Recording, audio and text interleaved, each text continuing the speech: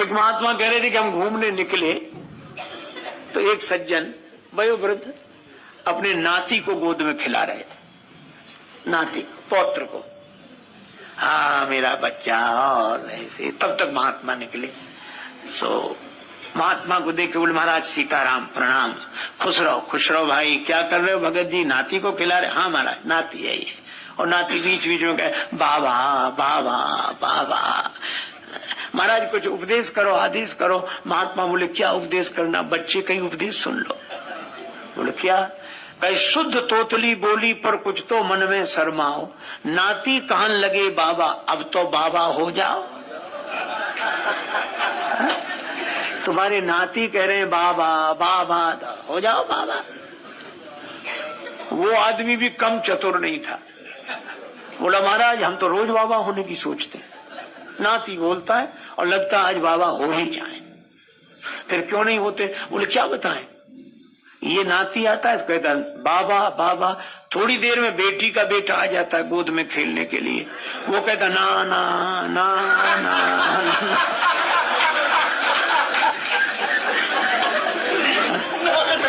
ना, ना। बड़ी मुसीबत। अरे भाई एक सज्जन कह रहे थे कि आजकल भी वृद्ध आते हैं एक गांव में, वृद्ध इकट्ठे हुए, क्योंकि गांव में जो किसी काम का नहीं उसे कथा में भेज देते हैं। तुम कुछ कर नहीं सकते, कथा भी नहीं सुन सकते, मतलब किसी काम के नहीं तो कथा में जाओ। एक गांव में बूढ़े इकट्ठे, बच्चा कोई नहीं। तो महात्मा ने कहा कि तुम्हारे गांव में बालक नहीं है, नवयुवक नहीं है? बोले उनको हम आने नहीं देते। हम कहते तुम काम करो, हम तो जा रहे कथा में।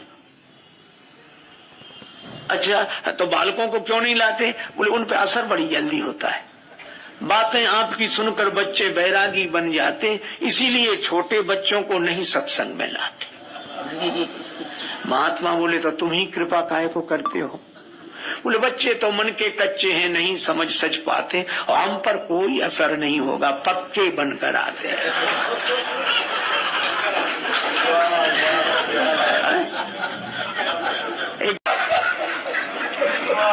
अरे भाई भगवान की कथा में सब लोग आओ, जैसे यहाँ सब लोग आते हैं, माताएं आती हैं, बालक आते हैं, नवयुवक आते हैं, वृद्ध लोग आते हैं। ये भगवान की कथा की शोभा है। कथा जिंदगी बदल देगी। महाराज एक सज्जन हमें मिले, वो अपने बेटे को लेकर आए, मध्य प्रदेश के इंदौर की घटना है। उनका बेटा कहीं बाहर रहता था, आया,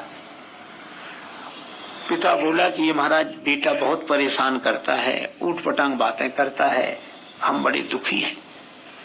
तो हमने उससे पूछा, तो सभ्य था, प्रणाम किया। तो हमने कहा क्या बात है? अरे बोले ये समय बर्बाद करते हैं भारत के लोग। हम कैसे समय बर्बाद? बोले 3-3 घंटे कथा में बैठे रहते। अब लोग कथा में क्या कर रहे हैं? ये कीर्तन में बैठे रहते, सत्संग में बैठे रहते, और उतनी देर अगर ये कोई काम करें, कुछ निर्माण करें, कुछ चीज बनाएं, तो कितनी उन्नति होगी देश की। ये देश को पतन की ओर ले जा रहे हैं। ये कोई काम नहीं करते, बस कथा में बैठ गए, ताली बजाने लगे, कीर्तन करने लगे, वही नहीं। तो उसका एक साथ में था, वो बोला बात बिल्कुल सही कह रहे, भले ही अटपटी लगे लेकिन बात सही है। और उसका पिता बोला महाराज ये ऐसी बातें करते हैं। हमने कहा अच्छा रुको। हमने उस बेटे से कहा, हमने कहा बेटा एक बात बताओ, तुम तो बोले हम तो काम करते हैं। बिल्कुल। हमने बड़ा अच्छा। हमने कहा तुम सोते हो कि नहीं? बोले हाँ सोते हैं, 5-6 घंटे सोते हो। ठीक। हमने कहा हमें एक बात बताओ, सोने में तुम क्या करते हो? सोने में क्या करते हो? बोले सोने में तो कुछ नहीं करते, सोते हैं। हम कहा बेकार सोते हो, इतना समय बर्बाद करते हो, ये 6-6 घंटे पड़े रहते हो। इतनी देर में कितना निर्माण हो सकता है, कितनी देश की उन्नति होगी। नींद छोड़ो, बनाया करो कुछ ना कुछ। सो बोले ये तो नहीं हो सकता, नींद तो जरूरी है। हमका क्यों? बोले नींद से ऊर्जा मिलती है हमें काम करने की। हमने कहा तुम्हें नींद से ऊर्जा मिलती है, इन्हें कथा से ऊर्जा मिलती है, सत्संग से ऊर्जा मिलती है, भजन से ऊर्जा मिलती है। जिंदगी बदल जाती है, फालतू नहीं है। और मैं आपसे सही कह रहा हूं, कोई अच्छा कुछ भी कहे कोई, पर सत्संग जैसा उत्तम कोई साधन नहीं। एक सज्जन बोले कि असर तो कुछ होता नहीं है। कैसे? बोले नल चलता रहे और श्रोता उल्टे घड़े की तरह बैठे रहे तो असर क्या होगा? तो हमने कहा तो भी होगा असर, सीधा होता तो भर जाता, पर उल्टा भी रहेगा तो गीला तो रहेगा कम से कम। वो कहने लगे कि असर तो कुछ नहीं होता, इससे कुछ नहीं होता। अच्छा हमने कहा एक बात बताओ। बोले क्या? पुराने जमाने में घड़ियां होती थी, सवेरे जगाती थी, हम उनमें अलार्म भरते थे। मान लो रात को 9 बजे अलार्म भर रहे, तो हम जिस समय अलार्म भरते थे उस समय बजता था? नहीं बजता था। पर जिस समय के लिए भरते थे उस समय जरूर बजता था। 4 बजे बजता था, सोते हुए आदमी को जगा देता था। तो अलार्म हम जब भरते हैं तब नहीं बजता, पर जिस समय के लिए भरते हैं उस समय जरूर बजता। मैं भी कहता हूं इस सत्संग के द्वारा ये मन की घड़ी में जो उपदेश का अलार्म भरा जा रहा है, ये अभी भले ही न बजे, पर जब इसकी जरूरत होगी तब जरूर बजेगा और आप सोते हुए को जगा देगा। कथा सुनने की जिज्ञासा श्रोता ने की। भगवान शंकर के हृदय में सारे रामचरित्र आ गए। अच्छा राम जी की कथा हृदय में आ गई तो पहचान क्या? का प्रेम पुलक लोचन जल छाए, नेत्रों में प्रेमाश्रु भर आए। और जब नेत्रों में प्रेमाश्रु भर गए उसी समय श्री रघुनाथ रूप उड़ आवा। राम जी का रूप हृदय में आ गया। अब भगवान शंकर के नेत्र जल से भरे हैं, और इसी समय राम जी का रूप आया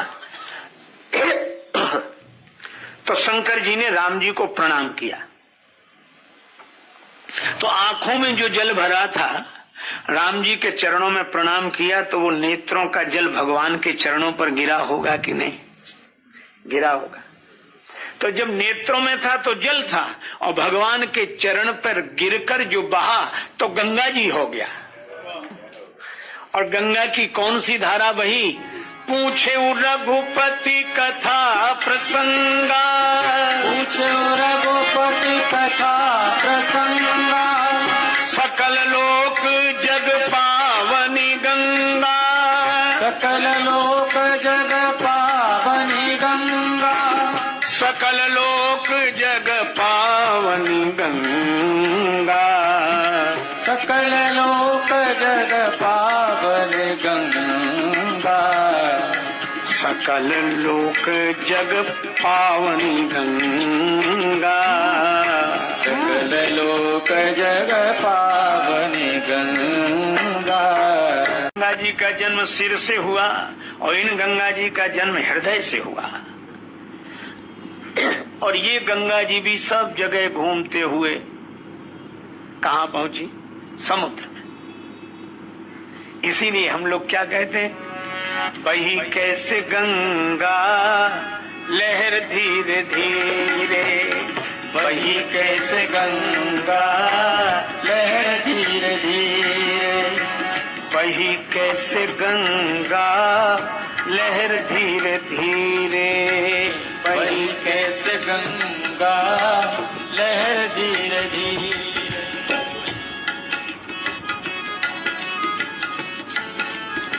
क्या बात?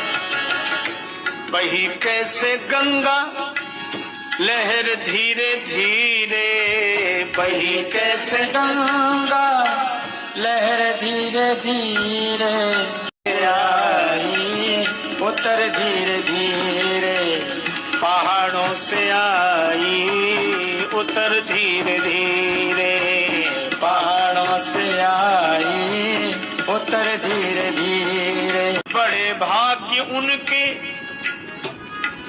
उनके जो तेरे किनारे, बड़े भाग्य उनके जो तेरे किनारे बसाए गए हैं शहर धीरे धीरे, बसाए गए हैं शहर धीरे धीरे, बसाए गए हैं शहर धीरे धीरे धीरे धीरे, बसाए गए हैं शहर धीरे धीरे, बसाए गए शहरों की बिगड़ी बनाई माँ तूने,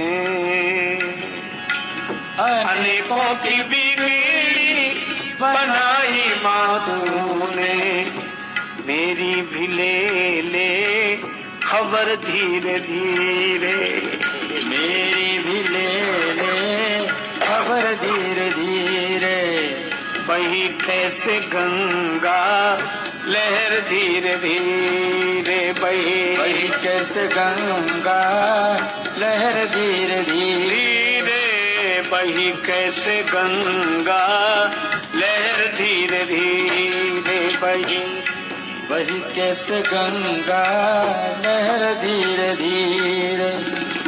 गंगा माता, जैसे गंगा जी भगवान शंकर के जटा में आई और वहां से भागीरथ जी के पीछे पीछे गौमुख, गंगोत्री, फिर ऋषिकेश, हरिद्वार होते हुए कानपुर, काशी और आगे गंगा सागर तक गई। महाराज कपिल का आश्रम था वहीं। तो जैसे वे गंगा जी सब जगह होते होते समुद्र तक गई, इसी तरह श्री राम कथा गंगा भी अयोध्या से चलकर गांव गांव में आनंदित करते हुए लोगों को यह भगवत कथा भी लंका में समुद्र तट तक गई। उन गंगा जी ने भागीरथ जी के पूर्वजों का उद्धार किया, तो श्री राम कथा रूपी गंगा ने लंका नगर निवासी सब राक्षसों का उद्धार कर दिया। भगवान शंकर प्रसन्न हुए। पार्वती जी ने पहला प्रश्न किया, राम जन्म के हेतु अनेका, परम विचित्र एक ते एका। भगवान का अवतार क्यों होता है? कई बार लोग कहते हैं कि भगवान का अवतार क्यों? कुछ लोग हैं जो अवतार को मानते ही नहीं है, उन्हें अच्छा नहीं लगता। अच्छा, लेकिन मैं आपसे एक निवेदन करूं, भगवान के अवतार का केवल एक कारण है, सो केवल भगतन हित लागे, परम कृपाल प्रणत अनुरागी। राम जी वन न जाते, रावण को मारने के लिए वन नहीं गए। दशकंद के मारन को चतुरंगिनी शक्तिमती नृपता होती खासी। रावण को मारने के लिए सेना थी और बहु ऋषि और मुनि के सत्कारण को बहु यज्ञ विधान होते सुख राशि। अयोध्या में यज्ञ करते, महात्माओं को बुला के सम्मान करते, मन राखते बंधु भरत को औसी घरे फिरी जाते प्रजा के उपासी। राम जी चित्रकूट से अयोध्या चले जाते, पर गए क्यों नहीं? कशबरी बनवासिनी होती न जो, प्रभु राम हूं ना बनते बनवासी। तो शबरी के लिए वनवासी बन गए। भगवान का अवतार भक्तों के लिए होता है। भगवान एक छत पर खड़े थे, ऊपर आ जाओ आ जाओ। आए कैसे? माना सीढ़ी लगी, छोटी सी छत थी, लोग चढ़ चढ़ के जाए, भगवान उन्हें गले से लगा ले। अब बेचारे कुछ चढ़ ही नहीं पाते थे। उन्होंने कहा कि प्रभु, इस सीढ़ी का उपयोग केवल चढ़ने के लिए होता है, उतरने के लिए भी? भगवान बोले, उतरने के लिए भी होता है। तो ये अगर हम चढ़कर आप तक नहीं पहुंच सकते तो आप ही उतरकर हम तक आ जाओ।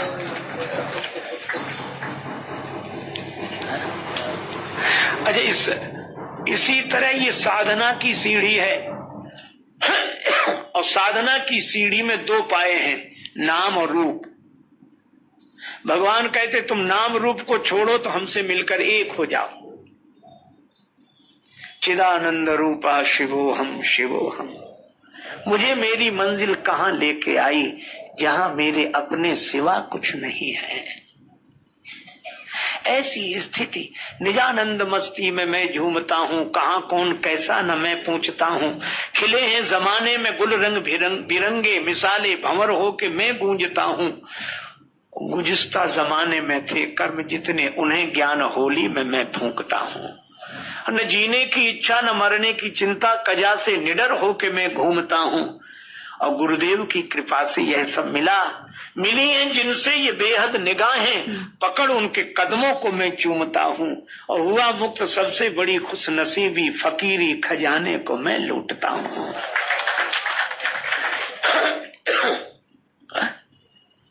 ऐसी स्थिति ये उसकी है। त्रैलोक्य पावन सो सदा जाके